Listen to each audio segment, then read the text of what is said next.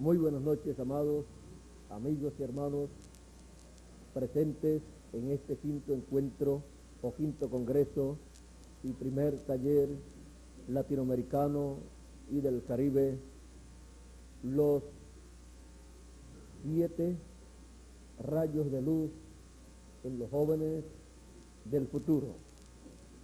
Las bendiciones del ángel del pacto sean sobre todos ustedes y sobre mí también, y nos permita comprender el programa divino que corresponde a nuestro tiempo y también comprender el programa divino que Él ha llevado a cabo en la dispensación pasada. Esta es conforme a la costumbre de los gentiles la Semana Santa, y hoy, viernes, conmemoran la muerte del Señor Jesucristo, y ya en la tarde del viernes fue sepultado conforme a la conmemoración que los gentiles llevan a cabo, y algunos lloran, pero en esto lo más importante es uno comprender qué fue lo que aconteció allí, creerlo con todo el corazón conforme al programa divino y darle gracias a Dios porque hubo uno que murió allí en Israel, en Jerusalén, el día y la hora correcta para quitar el pecado del mundo. Juan el Bautista dijo en San Juan capítulo 1, hablando del Señor Jesucristo, Él dijo en el capítulo 1, verso 35 en adelante, y el siguiente día vio, y el siguiente día otra vez estaba Juan y 2 de sus discípulos mirando a Jesús, que andaba por allí. Dijo Juan: he aquí el Cordero de Dios. Le oyeron hablar los 2 discípulos y siguieron a Jesús. Y volviendo Jesús y viendo que le seguían, les dijo: ¿qué buscáis?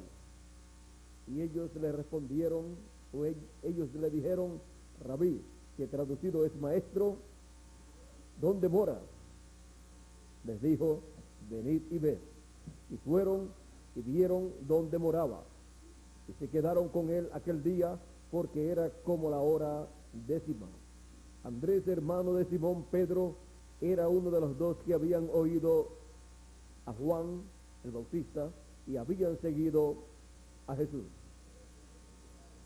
Este halló primero a su hermano Simón y le dijo: hemos hallado el Mesías, que traducido es el Cristo, y le trajo a Jesús. Y mirándole Jesús dijo: tú eres Simón, hijo de Jonás, tú serás llamado Cefas, que quiere decir Pedro. Que Dios bendiga su palabra en nuestros corazones y nos permita entender. El Señor Jesucristo, el Cordero de Dios. Pueden tomar asiento si tienen la bondad.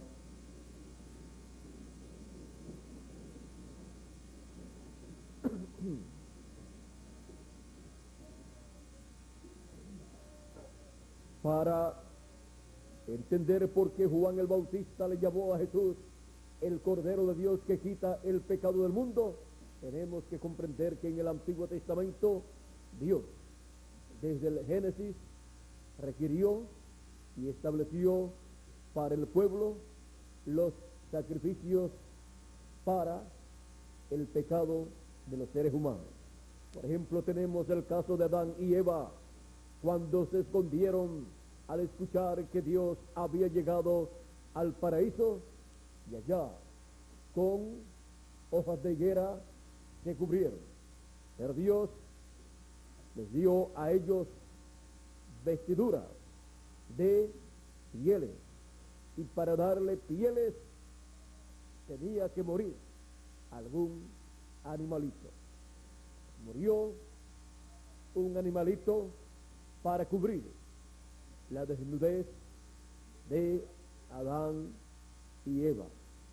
Y luego encontramos que Adán tuvo a su hijo Abel. Encontramos que en una ocasión Caín y Abel presentaron a Dios ofrendas. Caín trajo delante de Dios de los frutos del campo como una ofrenda para Dios. Y Abel, dice la Escritura, que también trajo ante la presencia de Dios una ofrenda, un sacrificio. Dice así San Pablo, explicando este evento en Hebreos capítulo 11 verso 4, dice: por la fe Abel ofreció a Dios más excelente sacrificio que Caín, por lo cual alcanzó testimonio de que era justo, dando Dios testimonio de sus ofrendas, y muerto aún habla por ella. Ahora, este sacrificio de Abel podemos verlo, lo podemos ver aquí en la Escritura, donde dice así: y aconteció que andando el tiempo, o sea, pasando el tiempo,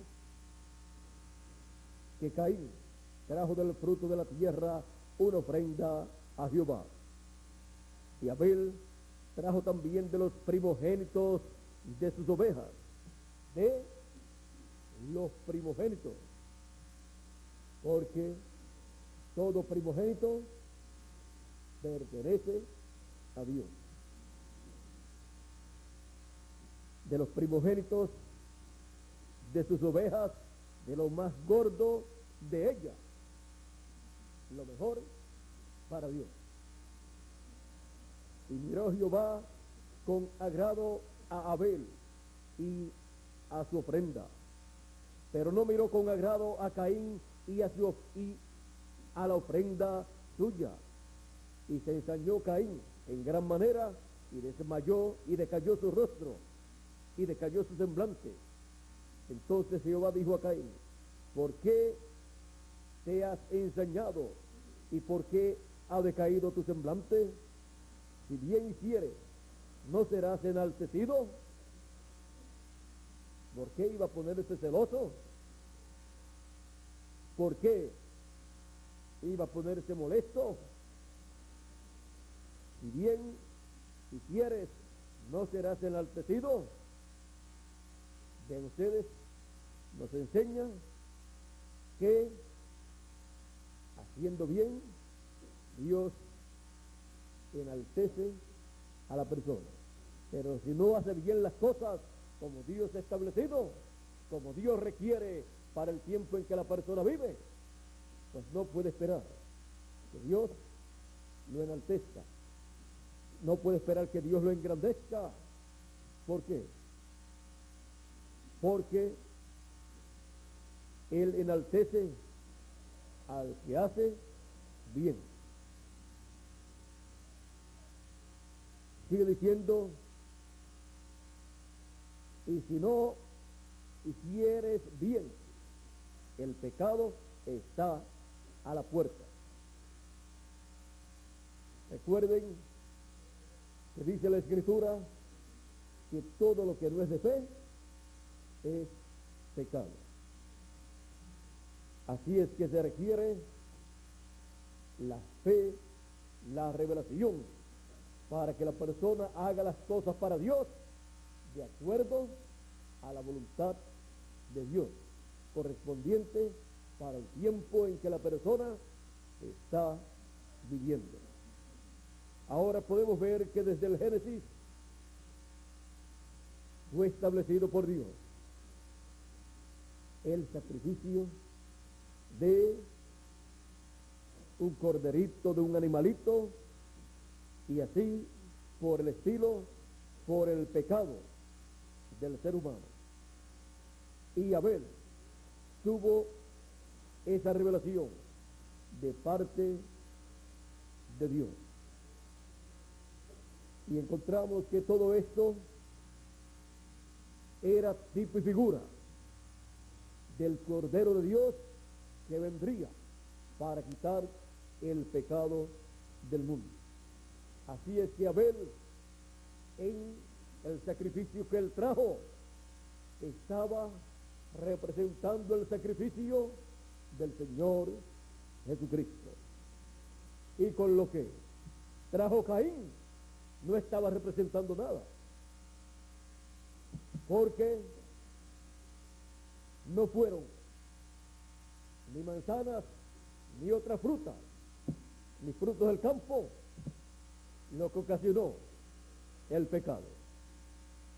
Por lo tanto, se requería un sacrificio de un cordero.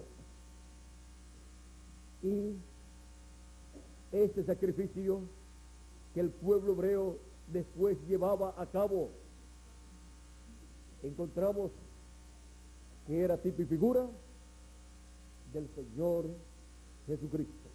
Por eso es que Dios tomaba en cuenta esos sacrificios que el pueblo hebreo llevaba a cabo y que anteriormente lo llevaban a cabo Adán, Abel, Seth, y así por el estilo, todos estos hombres de Dios. Encontramos que el pueblo hebreo, para su salida de Egipto, tuvo un cordero sin defecto, el cual tomó el día antes de su salida, y en la tarde, entre las dos tardes, mató ese corderito, lo prepararon y se lo comieron todo durante la noche. Esa fue la última cena del pueblo hebreo en Egipto. Y aplicaron la sangre de aquel cordero en el dintel de la puerta de cada casa donde estaban reunidos los creyentes en el mensaje de Moisés. Ellos hicieron conforme como Moisés les había enseñado, porque Moisés les enseñó conforme a como el ángel del pacto le había revelado a él. Y esa revelación era de acuerdo al programa de Dios. Vean ustedes, la Escritura nos dice en el libro de Hebreos que sin derramamiento de sangre no se hace remisión. Y por eso fue que Moisés, con sangre roció todos los utensilios del templo, y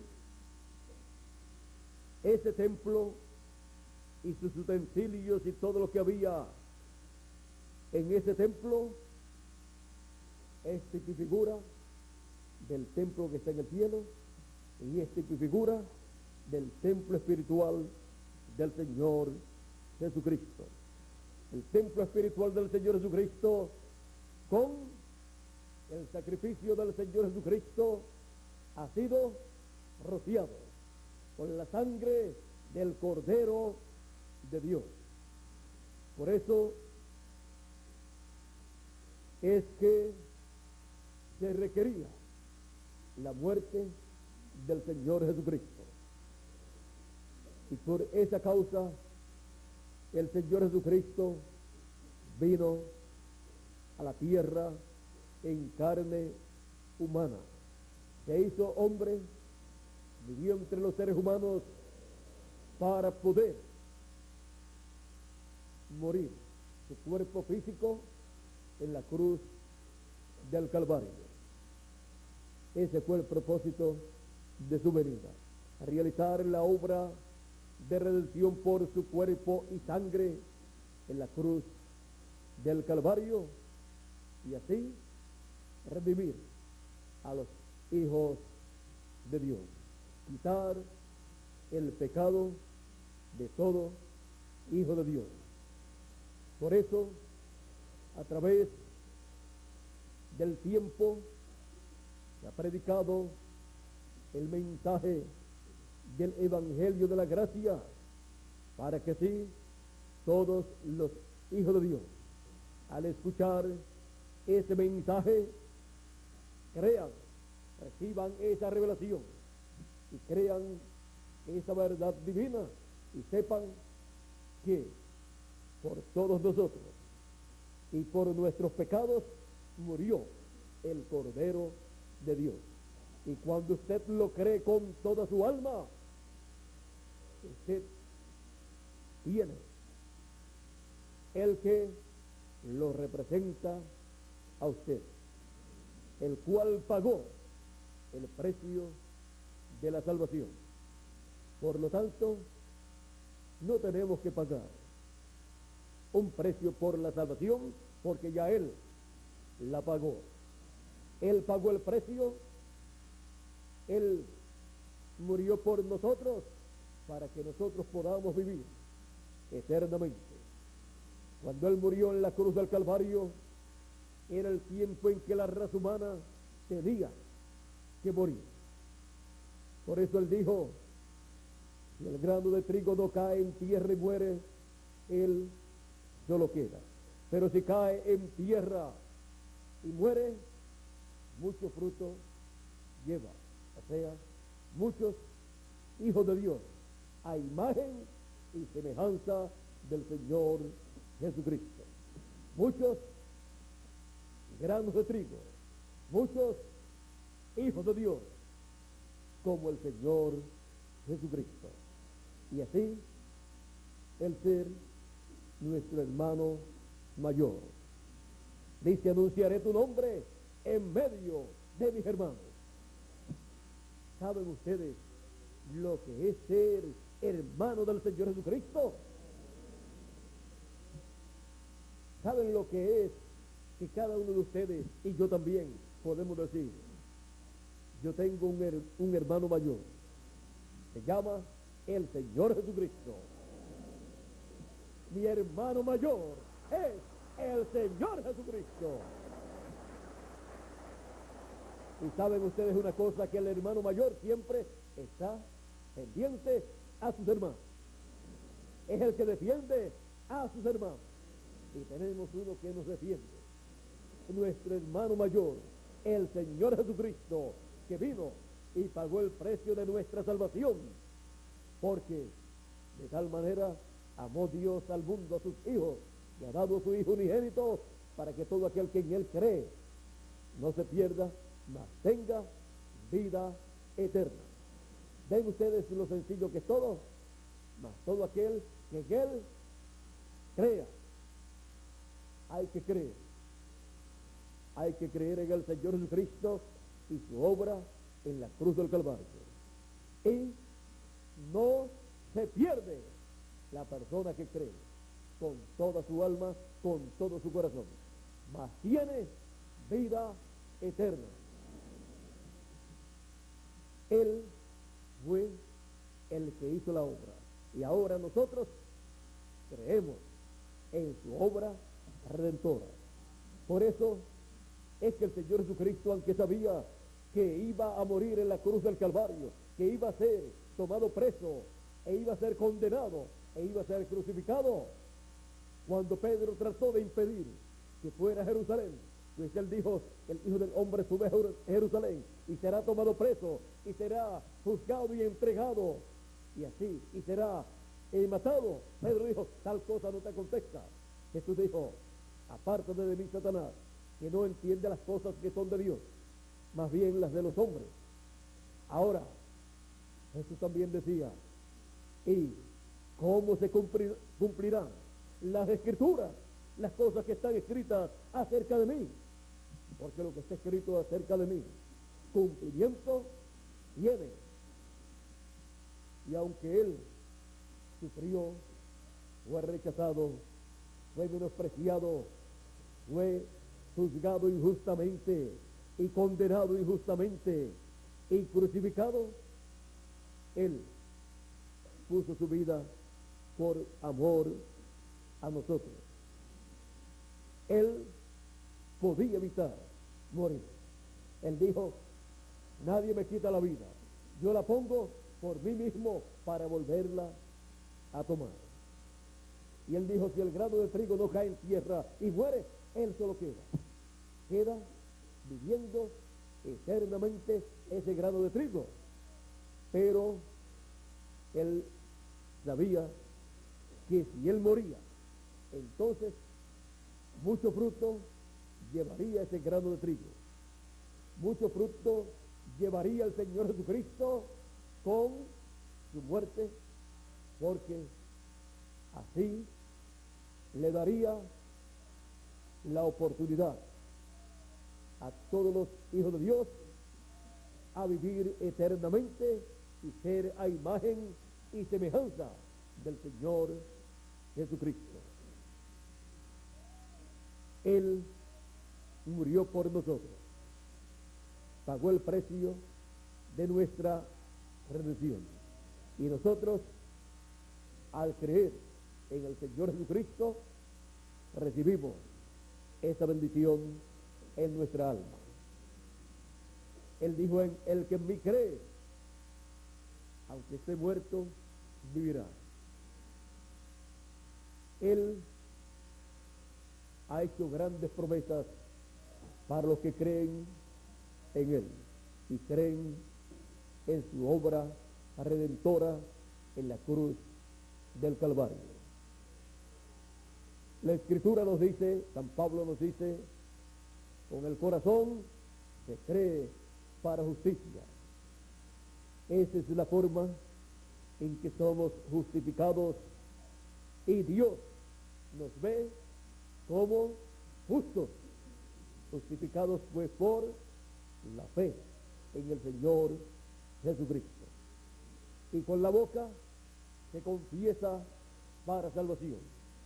Por eso con nuestra boca decimos lo que creemos con nuestro corazón, porque se requiere que hablemos lo que nosotros creemos, y así demos testimonio de esa palabra que está en nuestro corazón. Ahora vean ustedes, Abraham creyó a Dios y le fue contado por justicia. Abraham creyó a Dios en su alma y confesó lo que él creía, y luego se materializó en él todo lo que él creía. Ahora dice la Escritura que por cuanto Abraham creyó a Dios, le fue contado, ¿por qué? Por justicia, no por las obras, sino por la fe. Y nos es contado por justicia a nosotros el creer en el Señor Jesucristo como nuestro Salvador, como el Redentor de nuestras almas, como el Redentor de todos los hijos de Dios. Él era el único que podía llevar a cabo esa obra de redención, pues todos los demás seres humanos habían venido por la unión de un hombre y de una mujer. Solamente el Señor Jesucristo vino por creación divina en el vientre de María, mujer que fue bienaventurada porque fue la primera mujer en donde se creó y en donde creció un ser humano, un cuerpo, sin la intervención de un hombre. Fue ella en donde se cumplió la promesa de la mujer que tendría una simiente, la cual fue dada en el Génesis, cuando dijo Dios, la simiente de la mujer. Él habló de Cristo siendo la simiente de la mujer y habló de María siendo esa mujer que tendría ese hijo, el cual heriría al diablo en la cabeza y a la simiente del diablo también. Ahora encontramos que Cristo es nada menos que el ángel del pacto. El profeta Malaquías dijo en el capítulo 3, hablando acerca de la venida del Mesías y la preparación para su venida, dijo así en el capítulo 3, verso 1 en adelante: he aquí yo envío mi mensajero, el cual preparará el camino delante de mí. Y está hablando de quién? De un hombre, de un profeta que le va a preparar el camino, el cual es enviado de parte de Dios. Y cuando fue a aparecer en la escena de esta tierra este hombre, vino el arcángel Gabriel y le apareció al sacerdote Zacarías en el templo y le dijo que tendría un hijo, que su oración había sido escuchada y que ese hijo que tendría por medio de su esposa Elizabeth, la cual era estéril y la cual ya estaba avanzada en edad, al igual que el sacerdote Zacarías, el hijo que tendrían sería profeta del Altísimo y vendría con el espíritu y virtud de Elías y le prepararía el camino al Señor, le prepararía un pueblo bien apercibido. O sea que sería el precursor de la primera venida de Cristo, sería el mensajero que Dios prometió enviar delante del Señor. Y dijo el arcángel Gabriel al sacerdote Zacarías: y le vas a llamar Juan, te pondrás por nombre Juan. Ahora dice que vendrá en el espíritu y virtud de Elías, y el nombre que le van a poner conforme a la palabra del ángel será Juan. ¿Por qué? Porque el que vendría preparándole el camino, aunque dice que sería Elías en el espíritu ministerial, pero no Elías literal. Sería la tercera manifestación de Elías, la tercera manifestación del ministerio de Elías. Pues la segunda fue Eliseo y la primera fue Elías Tisbita. Ahora, aquí en Malaquías capítulo 3, verso 1, no dice el nombre que tendría el velo de carne, en el cual vendría el espíritu y virtud de Elías manifestado. Por lo tanto, solamente es mencionado en el capítulo 4 por el nombre del primero que tuvo esa manifestación, de Elías Tisbita. Por lo tanto, a todas las manifestaciones de Elías, a las 5 manifestaciones de Elías, cuando son anunciadas como Elías, como Dios enviando a Elías, enviando al profeta Elías.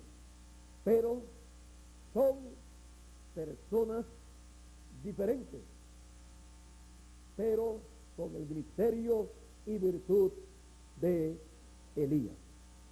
Pero el velo de carne recibe el nombre que le corresponde para ese tiempo en el cual Dios interviene, ya sea que estén conscientes o no estén conscientes las personas o los padres de la persona donde se cumple esta promesa.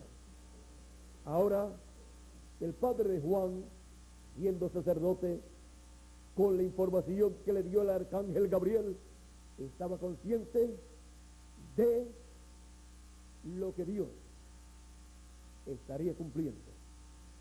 Sabía que su hijo sería el precursor de la primera venida de Cristo, sería el profeta prometido por el profeta Malaquías en el capítulo 3 y en el capítulo 4, donde cumpliría la mitad de ese pasaje.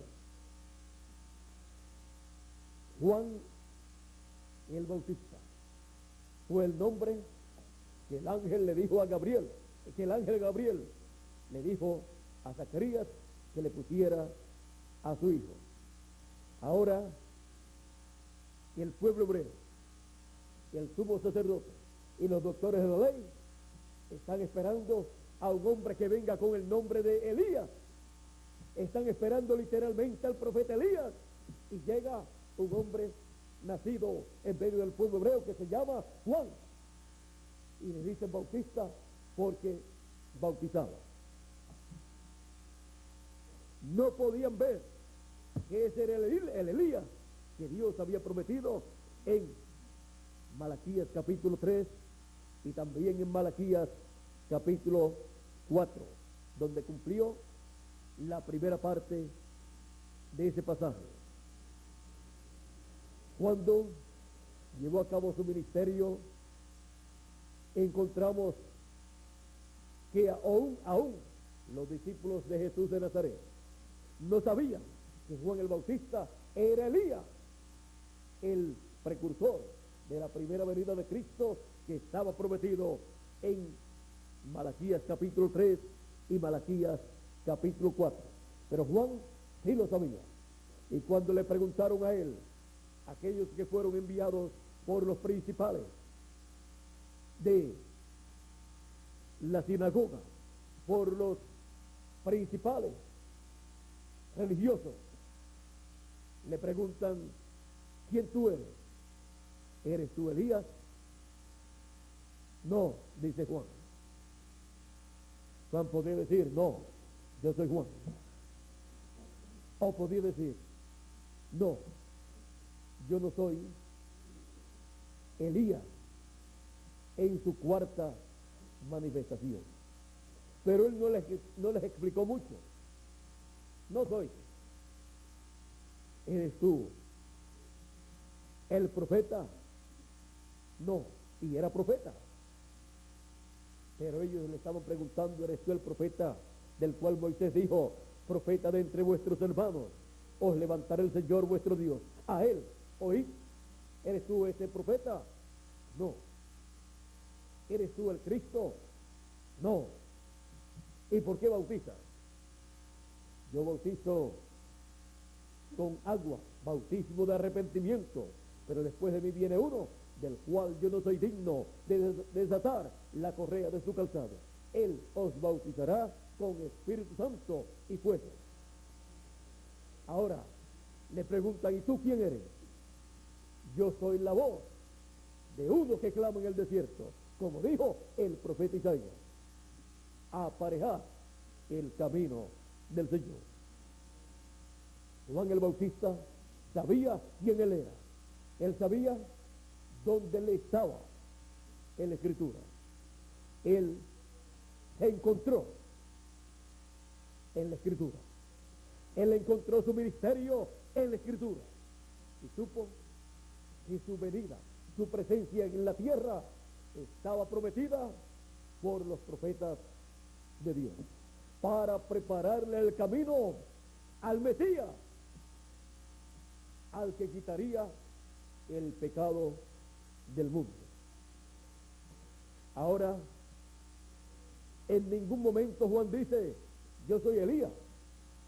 Más bien, dice yo, cuando le preguntan, ¿eres tú Elías? Dice, no. Pues se le están preguntando de Elías, pero del Elías que vendría antes que venga el día grande y terrible de Jehová. Ahora, Jesús de Nazaret, cuando habló de Juan, él, en aquella pregunta que le hicieron los discípulos a Jesús, luego la experiencia que tuvieron en el monte de la transfiguración donde vieron a Moisés y Elías, le preguntan a Jesús, pero Señor, ¿no es necesario que Elías venga primero? Si le preguntan a los sacerdotes, a los doctores de la ley, a los fariseos y aún al sumo pontífice, les hubieran dicho a los discípulos de Jesús, pues claro que Elías tiene que venir primero. Por lo tanto, este Jesús de Nazaret no puede ser Mesías, porque no ha llegado todavía Elías. Pero le preguntan al que sabía, a Jesús, y no es necesario que Elías venga primero. O sea, explícanos, porque ellos están creyendo que Jesús de Nazaret es el Mesías, y han visto a Moisés y Elías en el monte de la transfiguración, pero no han visto a Elías todavía en la tierra, preparándole el camino. Y Jesús les dice, Elías vino, hicieron de él todo lo que quisieron hacer, y entonces entendieron que les hablaba de Juan el Bautista. Y en una ocasión dijo Jesús, si ustedes le quieren recibir, él es aquel Elías que habría de venir. Ese misterio estaba escondido de los ojos de los sabios y de los entendidos. Estaba escondido de los doctores en divinidad, de los doctores en teología, y solamente dos personas en aquel momento, porque ya Zacarías de seguro había partido, el otro era Zacarías, los cuales sabían a ciencia cierta que Juan el Bautista era el Elías, precursor de la primera venida de Cristo. Pues el ángel se lo dijo al profeta Zacarías, y luego Zacarías se lo dijo a su esposa, y luego Jesús lo sabía y luego se lo hizo saber a sus discípulos. La otra persona era Juan el Bautista, el que sabía quién él era. Pero miren ustedes, el cumplimiento de estas profecías se llevaron a cabo en una forma común y corriente entre los seres humanos. Común y corriente en el sentido de que se cumplieron en la forma de vida común del pueblo hebreo. Y apareció Juan el Bautista como un ciudadano más de medio del pueblo hebreo, pero con un mensaje de Dios, con el mensaje que preparaba al pueblo, anunciándole que la venida del Mesías estaba a la puerta. Y aún más, él dijo, y en medio de vosotros está uno al cual ustedes no conocen. En medio de nosotros está uno al cual ustedes no conocen. Y Juan también dijo, y yo no le conocía, pero para que fuera manifestado a Israel. Por eso yo vine predicando y bautizando, O sea, vino dando testimonio. Y luego también dice, pero yo vi al Espíritu Santo descender sobre él, como me dijo el que me mandó a bautizar. Me dijo, sobre aquel que tú veas al Espíritu Santo descender sobre él, ese es él. Y yo le vi y he dado testimonio de que ese es él. Juan dio testimonio de que Jesús de Nazaret, este joven carpintero, era el Cristo, el Mesías, al cual él le estaba preparando el camino, el cual bautizaría con Espíritu Santo y fuego. Ahora, todas estas cosas se cumplieron en una forma tan sencilla que cuando los doctores de la ley, los sacerdotes, los fariseos y saduceos y el sumo pontífice veía este cuadro, no podía creer que era el Mesías, Jesús de Nazaret, y menos que Juan el Bautista era el precursor del Mesías. Podían pensar mejor, allá está Juan el Bautista, bautizando y llamando al pueblo al arrepentimiento y diciendo que el Mesías está cerca, lo cual el sumo sacerdote no estaba haciendo. Y ahora presenta a su primo como el Mesías, porque eran aparentemente familias, porque María y Elizabeth eran parientes, eran primas. Por lo tanto, ahora miren ustedes, presenta a un hombre de Nazaret, a un joven carpintero de Nazaret como el Mesías, cuando el Mesías tiene que venir de Belén de Judea. ¿Ven? Como que todo estaba escondido. De parte de Dios, Dios había escondido todo. Y para aquellos grandes doctores, todo era una confusión. No, esto es una confusión. ¿Cómo van a estar anunciando a este Jesús de Nazaret como el Mesías cuando él es de Nazaret? Bien decían ellos, los doctores de la ley, esta gente está maldita. Esta gente no sabe, no conoce las Escrituras. Y los que la conocían aparentemente no sabían el cumplimiento de las Escrituras. A Pedro y a los discípulos de Jesús podían decirle, pero ustedes no han leído la Escritura que dice que es de Belén de Judea el Cristo, y ustedes están ciegos diciendo que Jesús es el Mesías cuando él es de Nazaret. Pedro podía decir, mira, Caifás, mira, Anás, con todo mi respeto, ustedes pueden tener toda la razón, y yo sé que esa escritura es verdadera, pero yo sé que Jesús de Nazaret es el Mesías, aunque todavía no entiendo esta parte de Belén de Judea, pero algún día la entenderé.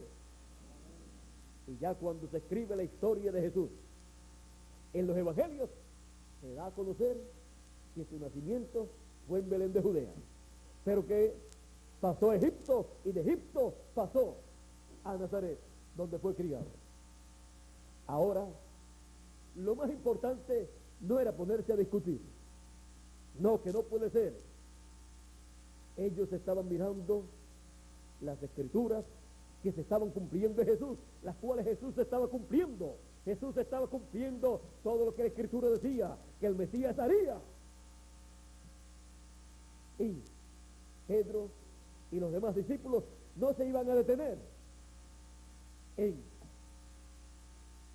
en esa Escritura para decir no puede ser el Mesías. Uno de ellos se detuvo cuando lo fueron a buscar Natanael, cuando Felipe lo fue a buscar y le dijo, mira, hemos hallado al Mesías, al Cristo del cual habló Moisés. Natanael le pregunta, porque conocía las Escrituras, ¿y de dónde es?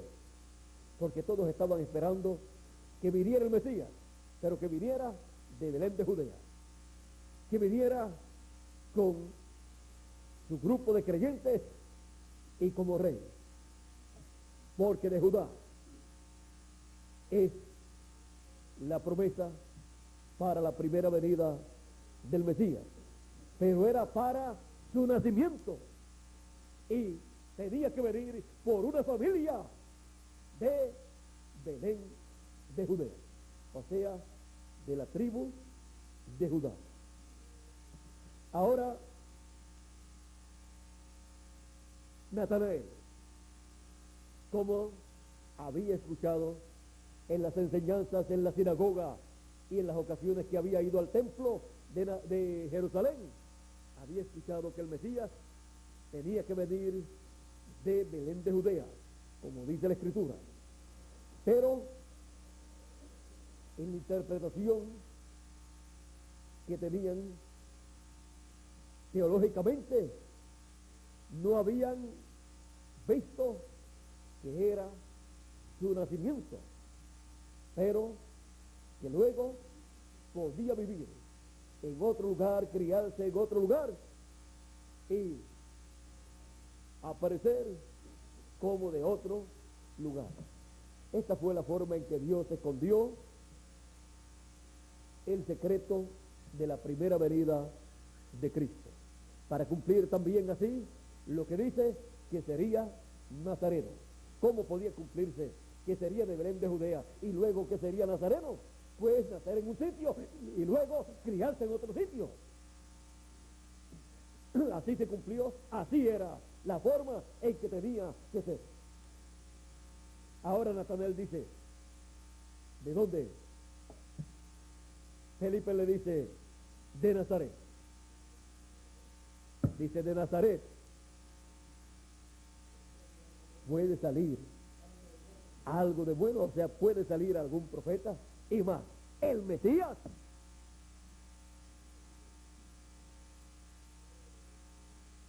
Felipe le dice, ven y ve. O sea, no vamos a discutir porque me vas a sacar la escritura que dice de Belén.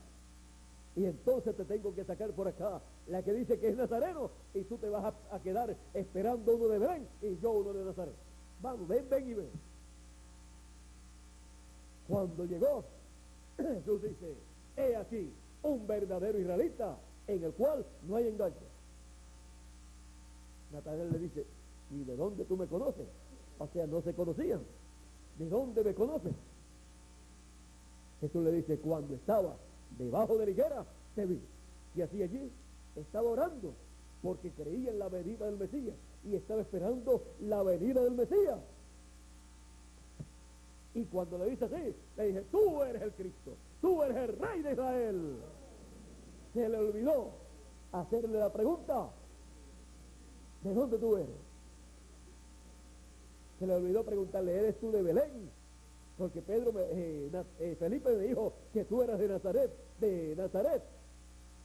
¿Eres de Nazaret o eres de Belén? No, se le olvidó.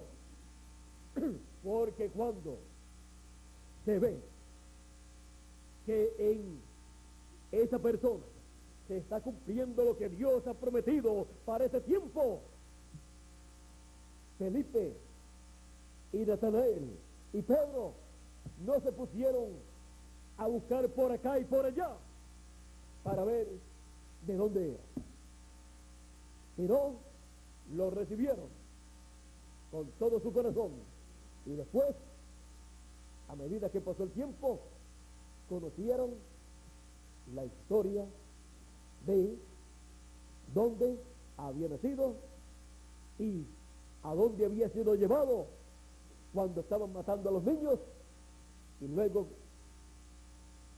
cuando fue llamado por el ángel para que pasaran de nuevo a Nazaret, donde habían estado viviendo José y María anteriormente.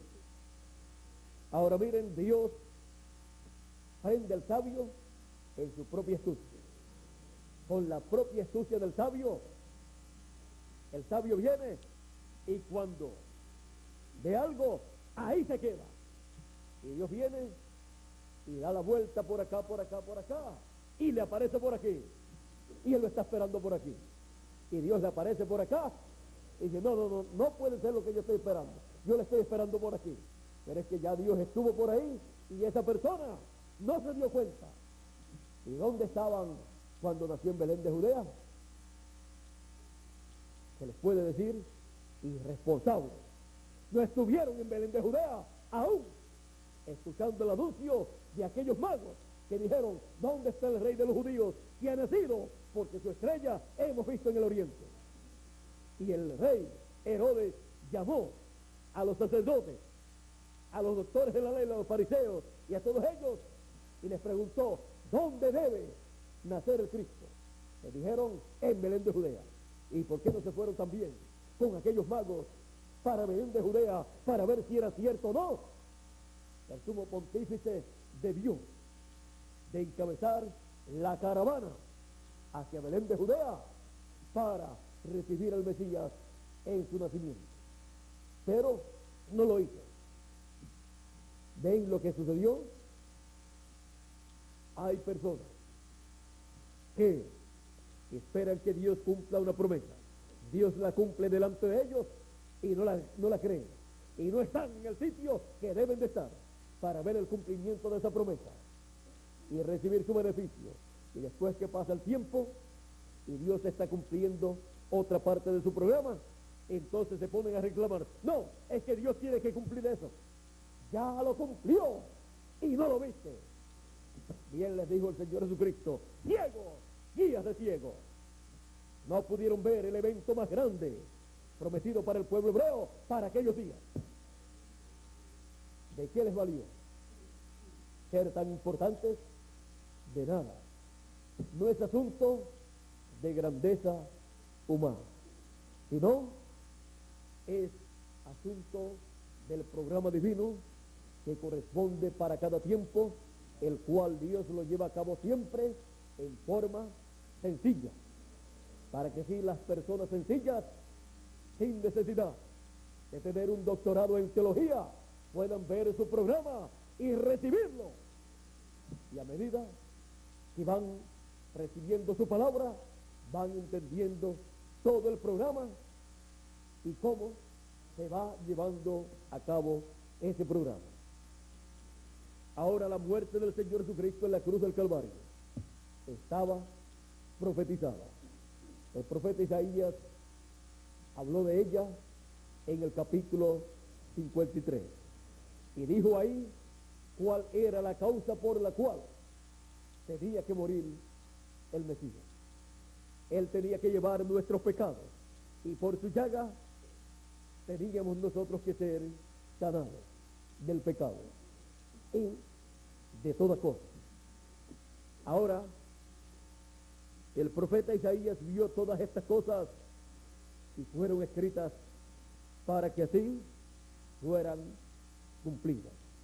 Y frente al pueblo hebreo en Jerusalén estaba cumpliéndose esta escritura y no podían verla porque pensaban que lo que estaba aconteciendo era una desgracia a este joven nazareno carpintero de Nazaret que quiso hacerse el rey de Israel y no pudo alcanzar ese propósito, esa meta. Pero no comprendieron que en esa parte, en su primera venida, él tenía que morir. Su cuerpo físico tenía que morir para así quitar el pecado del mundo y así cada uno de nosotros tener el sacrificio por el pecado en favor de cada uno de nosotros. Yo le doy gracias a Dios por la primera venida de Cristo y su obra en la cruz del Calvario. Él me amó a mí y a cada uno de ustedes y se entregó por nosotros en la cruz del Calvario. Él voluntariamente lo hizo y él así nos ha salvado. San Pablo, en la carta a los Gálatas, capítulo 2, verso 20, nos dice: con Cristo estoy juntamente crucificado, y ya no vivo yo, mas vive Cristo en mí. Y lo que vivo ahora, y lo que ahora vivo en la carne, lo vivo en la fe del Hijo de Dios, el cual me amó y se entregó a sí mismo por mí y también por cada uno de nosotros. Cuando uno comprende el sacrificio del Señor Jesucristo en la cruz del Calvario, uno no puede hacer otra cosa sino darle gracias a Dios por el sacrificio de Cristo en la cruz del Calvario, con el cual pagó el precio de la salvación, nos limpió de todo pecado, y ahora tenemos el futuro más grande y glorioso de todos. Tenemos un futuro brillante, un futuro de vida eterna, un futuro en el cual cada uno de nosotros seremos reyes y sacerdotes en el glorioso reino del Señor Jesucristo. Por eso, en el Apocalipsis nos dice, en el capítulo 5, y de Jesucristo, el testigo fiel, el primogénito de los muertos y el soberano de los reyes de la tierra, al que nos amó y nos lavó de nuestros pecados con su sangre y nos hizo reyes y sacerdotes para Dios su Padre. A él sea gloria e imperio por los siglos de los siglos. Amén. Y también acá en Apocalipsis capítulo 5, verso 9 en adelante dice: y cantaban un nuevo cántico. Esto fue cuando el Cordero tomó el libro de la mano del que está sentado en el trono. Ese es el libro de la vida del Cordero, donde están escritos nuestros nombres. Dice: y cantaban un nuevo cántico, diciendo: digno eres de tomar el libro y de abrir sus sellos, porque tú fuiste inmolado, y con tu sangre nos has redimido para Dios, de todo linaje y lengua y pueblo y nación. Y nos has hecho para nuestro Dios reyes y sacerdotes, y reinaremos sobre la tierra. Ahora vean la obra grande y maravillosa que Cristo ha hecho. Nos redimió, nos limpió con su sangre preciosa y nos ha hecho reyes y sacerdotes para nuestro Dios. Y reinaremos con Cristo por 1000 años y luego por toda la eternidad. Sin la muerte del Señor Jesucristo en la cruz del Calvario, realizando el sacrificio por el pecado de todos nosotros, no era posible ser reyes y sacerdotes y reinar con el Señor Jesucristo en el glorioso reino milenial y luego por toda la eternidad. Ahora vean la obra maravillosa que Cristo ha hecho en la cruz del Calvario, por la cual le damos gracias a Cristo y le pedimos a Él que nos guíe en el camino de la vida eterna todos los días de nuestra vida, y que pronto transforme nuestros cuerpos como Él lo ha prometido. El Señor Jesucristo, el Cordero de Dios. Cristo, el Cordero de Dios, que quita el pecado del mundo. Él es el que quitó el pecado con su muerte en la cruz del Calvario. Él es el que hizo el camino de regreso a la vida eterna para cada uno de nosotros. El Señor Jesucristo, el Cordero de Dios. Que Dios nos continúe bendiciendo a todos, que Dios nos guarde y que Dios siempre nos guíe en el camino de Cristo, en el camino de la vida eterna.